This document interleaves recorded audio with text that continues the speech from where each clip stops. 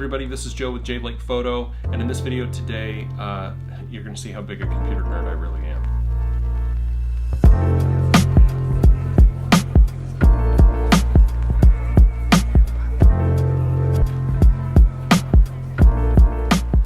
This is the AMD Athlon 1 gig. So this is the AMD Athlon A1 processor that was the first desktop consumer processor to run at 1 full gigahertz. So while AMD was competing with the Pentium processors on the Intel side, I think it was the Pentium 4 at that point, AMD was able to break the barrier with this new chip. This actually sat in a big cooling housing and it got slotted into your motherboard. The reason that I bring up this particular chip is for a couple of reasons. Number one, I remember buying that chip, I remember installing it, I remember the smell, like the new computer smell that you got when you put it on the motherboard. I remember how upset I was that I had to buy a new motherboard to put it in, and I remember the things that I did with it. I remember the computer that it was in, and I remember just the fun stuff that I started doing with that computer.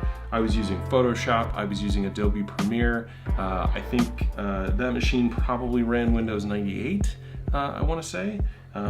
Maybe even getting toward the XP area, and just that was an amazing chip. I don't remember how fast it was. I don't remember how slow it was, and I don't remember how much I paid for it. I know I probably paid for it with money that I got doing odd jobs around the house or for family members and friends.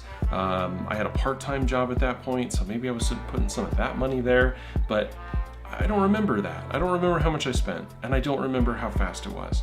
I just remember the things that I did. I remember learning Photoshop. I remember learning Adobe Premiere. I remember playing with 3D Max. I remember learning and creating and having a great time. The reason that I bring up this concept is because I've been walking around with my new MacBook Pro, my 2015 MacBook Pro.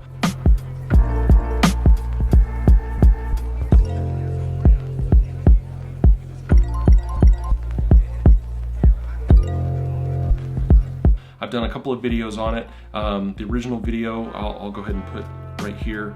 But the MacBook Pro is a tool.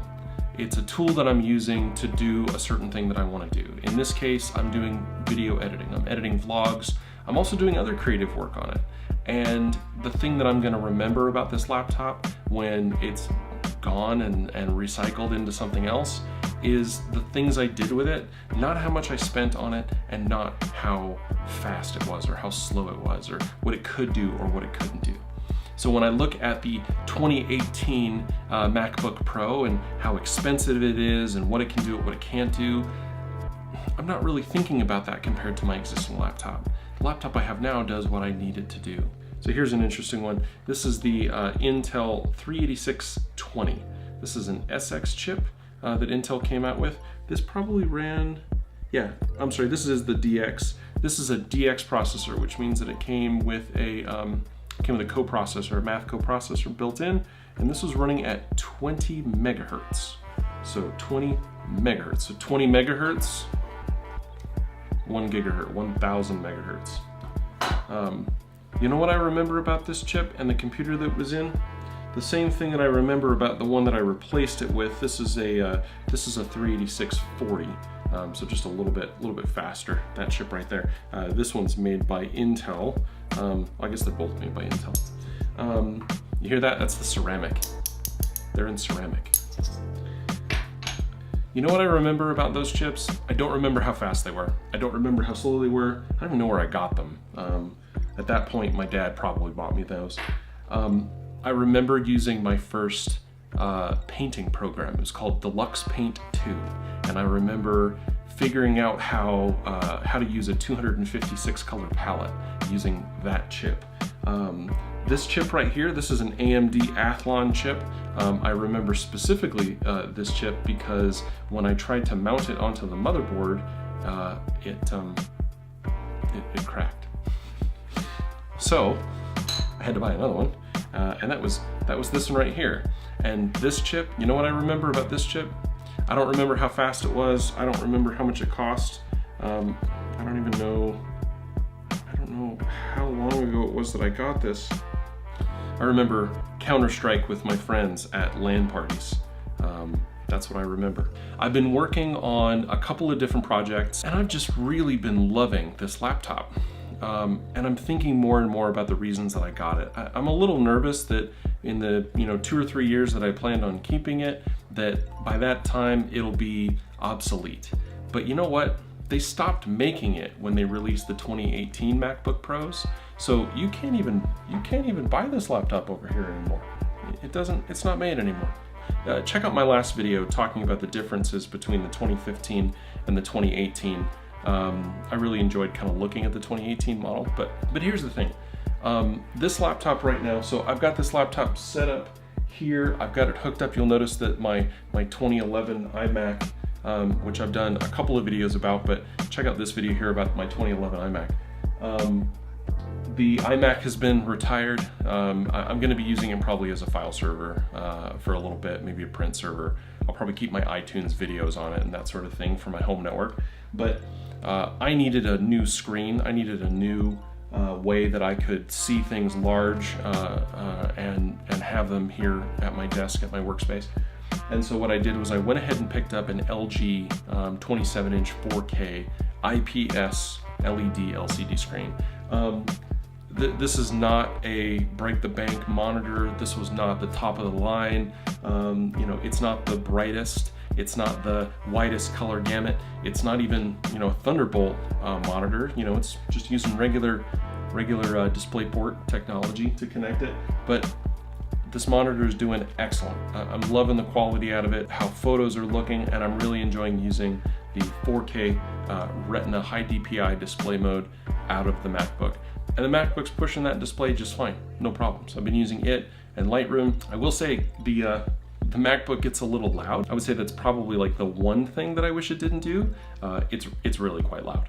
The fan really goes quite a bit. It doesn't get super hot, but the fan really goes for quite a bit when I'm really cranking on Lightroom especially.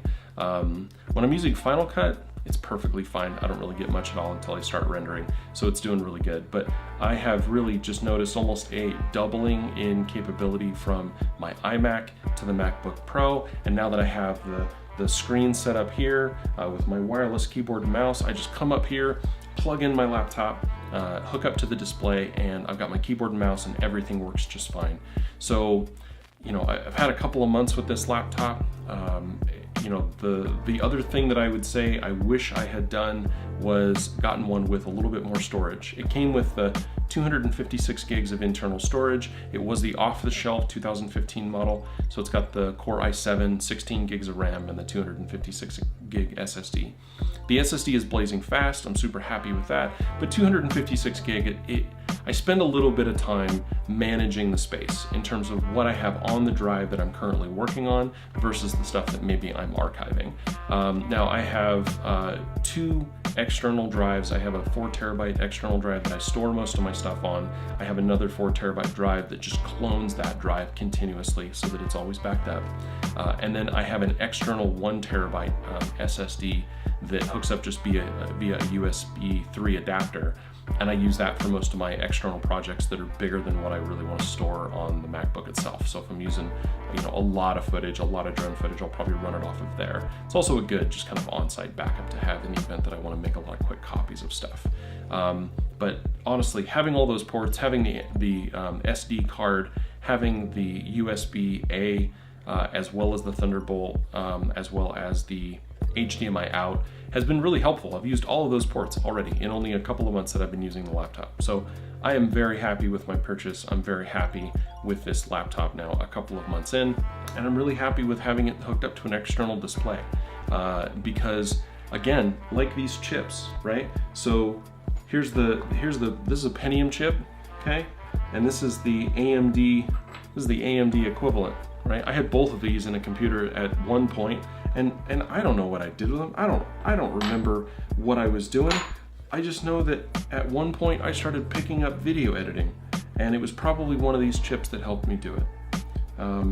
The thing that I'm gonna remember about this laptop is that it lets me do the things I wanna do, and from time to time, I can sit on the couch with my wife. while she watches TV or plays on her phone, and I can be on my laptop editing, and I can look over and I can see her face, as opposed to being stuck up in here in my office. Which I like it in here, but you know, sometimes it's just nice to hang out with the wife on the couch. And if I can do that with my laptop and get a little bit of work done, that's great too. Couldn't do that with the iMac. Can't really do it with the iPad either. Doesn't give me all the things that I want to do. So anyway, I just wanted to talk for just a couple minutes about that, give you an idea of what my thoughts were on the 2015 MacBook Pro, now that it is officially discontinued. Although I did get the Apple Care Plus, so this thing is going to last me quite a while, you know, whatever I do to it. So if you made it all the way to the end of this video, thanks so much for watching. I really appreciate it. If this is the kind of thing that you're interested in, go ahead and hit the subscribe button. If you're a subscriber already, make sure you got that bell on so that you'll receive notifications when I upload new videos. And go ahead and hit that like button if you like stuff like this. And I will see you in the next video.